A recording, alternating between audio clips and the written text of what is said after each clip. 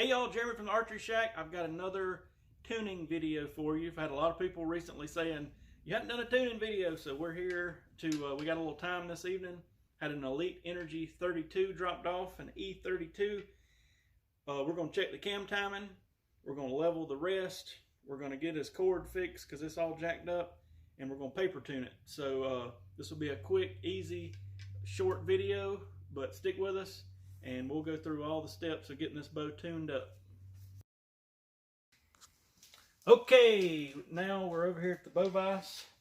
We're going to stick his arrow in it. He's shooting some gold tips. These arrows, I checked them, they're 360 grains. We're going to get all our levels hooked up here. Ultimately what I'm going to do is get the rest level. I'm going to cut, he's got this cord tied in. He tied it like a D-loop, whoever set it up before. I don't like it because it can slide. So I'm going to stick it through the cable and I'm going to time the cams and then we're going to paper tune it.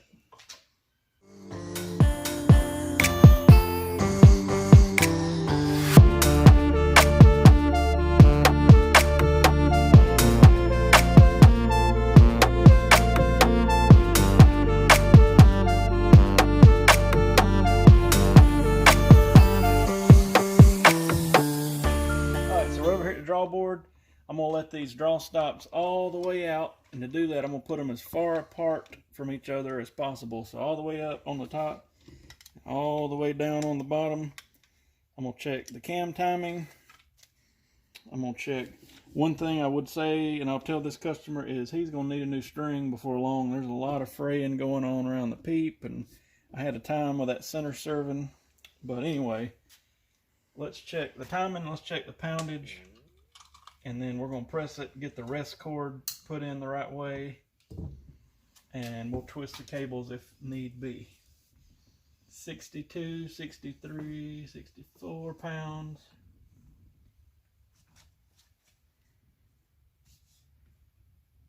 The good thing is it looks like our timing is perfect. I'll flip the bow around and show you that in a second. One thing, if you own an Elite, it's bad about chewing the cable up. The control cable on the short end is served. I don't know how well you can see that, but this is a factory set of strings still on it, and it has chewed them up pretty good. It looks like he has replaced the string at some point because it's served in black. I've talked about this before, but notice at full draw, a bowstring has virtually it don't have hardly any poundage on it. I can move that thing all over the place. The cables, they're super loaded up. I mean, there's like 250 pounds, 200 pounds, whatever on those, pulling those limbs together. The string has hardly any tension on it. So what we're going to do now, I'm going to flip the bow around and let you see the cam timing. Then we're going to go to the bow press and put this draw cord for the rest back in. Alright, so we flip this around. We're going to check the cam timing real quick. We already checked it. I could see it from the back end, but I know you couldn't. So let's see. It's coming around, coming around, coming around. Boom. I mean, they're hitting dead on right there. I'm gonna tell you when my top one hits. Boom. I mean, they're dead on the money. So our cam timing's great. Let's go put in our rest cord.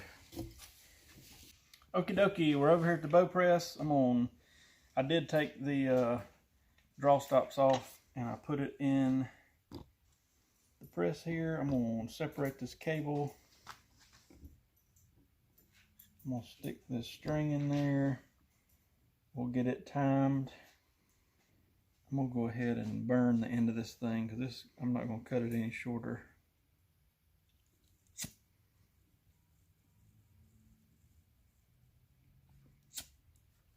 I'm just not a big fan of the clamps. Although they are easily adjustable and you don't need a bow press to install, I feel better with the string going through the cable and being served in, because there's no way other than the string itself stretching that something can change. The clamp, like I said, you can install it at home and you can adjust on it and all that, but I've just seen people have more trouble with those things moving accidentally or whatever than any other method of doing this. So now let's take this out of the press, throw the stops back on it, and go back to the draw board and get this cord set. Okay, so our cord ended up being too short. I like to keep this cord around the bottom of the grip, and even where I've got it where his old little serving thing is, it's coming up like half draw. So we're going to quickly change this cord out, and I've had questions before about how to do this, so it'll do two things in one. You're going to need a 7/64 Allen wrench. In the QAD, there's a screw down in here. We're going to take it out first. It's inside this rubber housing here. We're going to unscrew it. The best material I've found to do this with is BCY number 23 loop material. The 24 is a bigger diameter, and it's extremely hard to get through here. So I would recommend the 23 instead of the 24. This, you're going to pull on this rubber piece right here. Give it a good snug. It pops off, okay? See, what we're working with is, here's our screw hole, and beside it we have a tiny little hole for the loop. I'm going to cut it loose.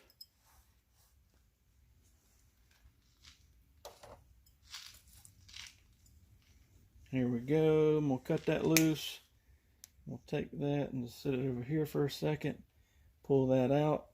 There's our little bitty hole. Here's our screw hole. I'm going to go ahead. These come in real handy, a string separator. You can get them for a couple bucks off the internet. I'm going to go ahead and stick it in the cable, get rid of that old cord. We'll take my new cord. I'm going to go ahead and burn one end of it. There you go. Alright, I'm going to burn one end of it. A little bit more. Up. There you go. Okay, I got one end burnt. Let that cool off for just a second. So it's easy to feed it through here. But then once I feed it through this threaded hole, I've got to finagle it over to this little bitty hole on the side. You just work it back and forth. Boom, it's in there. Now, I know that my rest piece goes back on like this. So I'm going to feed this through the middle of it. Out the back. Pull it. I'm going to pop it back on there. Takes a little bit of a push. Got it. Now here's the next thing that'll happen to you, and I think it just happened to me. When you push that on there, sometimes it'll jump that string out of the track and back into the threaded portion, and that you can't let that happen. So I'm going to redo this. Keep some tension on it. Ease that on there. Get it on there. Okay. Now all I got to do is take my screw on my 7/64 Allen wrench, tuck it down in there into that threaded portion. I'm good. I'm going to tighten it all the way down, and what that screw's doing is holding that cord over there as well as keeping this rubber piece snug. Now once you do that, that rubber piece sometimes will be all cattywampus. I'm going to push it, get it back flush, make sure it works. It does. Looks good.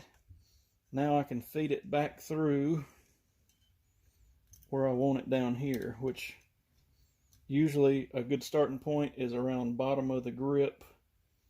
And it seems like with a drop away, the lower the cord is, the better it is to get it to get out of the way in time. So that's where I want it. Now that I've got plenty of extra cord, I'm going to move the camera down just a hair. Now that I've got plenty of extra cord hanging off here, I'm going to go ahead and just serve above it. And then at the draw board, all I got to do is wiggle it back and forth and get the timing right. Okay, here we are. I'm trying to do an overhead shot here. And what I normally do is just a normal old serving knot. And sometimes you got to kind of get your fingers trained to do this. I'm not shooting anybody a birdie, other than a couple people I know. I'm going to just get the initial couple loops done. And then I'm going to slide that joker down to the top of that serving like so. I'm going to wrap it another 8 or so times. Maybe not that many. I've just found that this way is super duper secure. And unless you cut that loop cord going to the rest, it's not going anywhere. So now I'm going to hold my tag end back, wrap it 2 more times or so, And then I'm going to do my little back serve maneuver here. And I'll do it, I don't know, 6 or 8 times just to make sure it's snug and nothing's going to move. If you hear TJ breathing hard, the man needs a cheeseburger.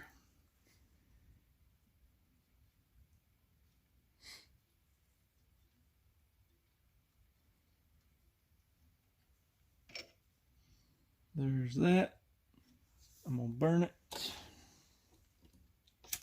real quickly. Okay.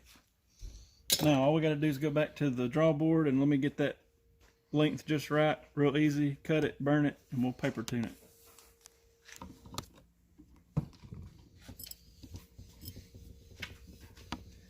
Okay, so what I'm looking for here is I want the rest to come up about, I'm gonna say 1.5 inches before I hit the back wall. So it's up. It's pretty close where it's at right now. I'm gonna go ahead and cut the cord and burn it. Usually when you cut them and burn them, it'll actually make it come up a little sooner because you're taking up some room.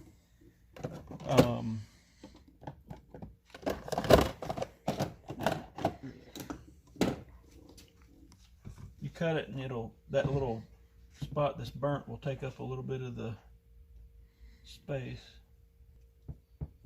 Yeah, so definitely when you burn this, pull it out from the cable because you don't want to get all this heat nowhere near those strands. I'll usually burn it a couple times and try to get it flared out pretty big.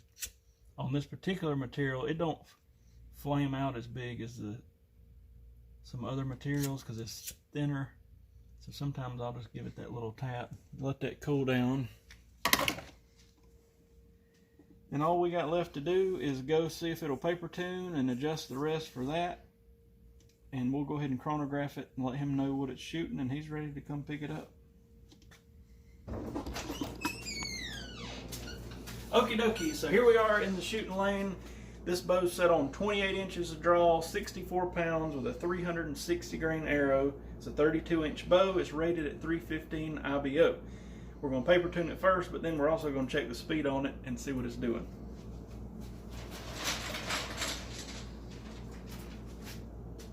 So far we've got everything eyeballed down the center, so let's see if it'll paper tune. Boom, bullet hole, first shot. Bring her on down here, TJ. It don't get better than that. So let's check the speed.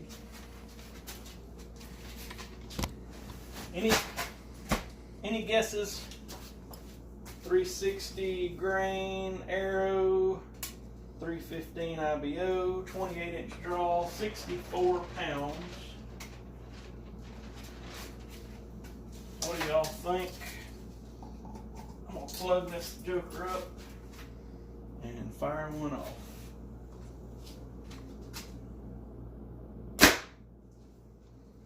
.282, not a bad number. Heck yeah.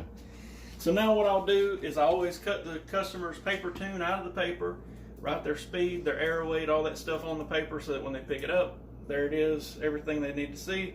This Elite E32 tuned up real good, real easy. Got him a new rest cord in. We'll have him shoot it when he comes in, but good feeling bow. If you need your bow tuned, we're in the upstate South Carolina area. Feel free to stop by. We're at 206 Hillhouse Road in Anderson, South Carolina.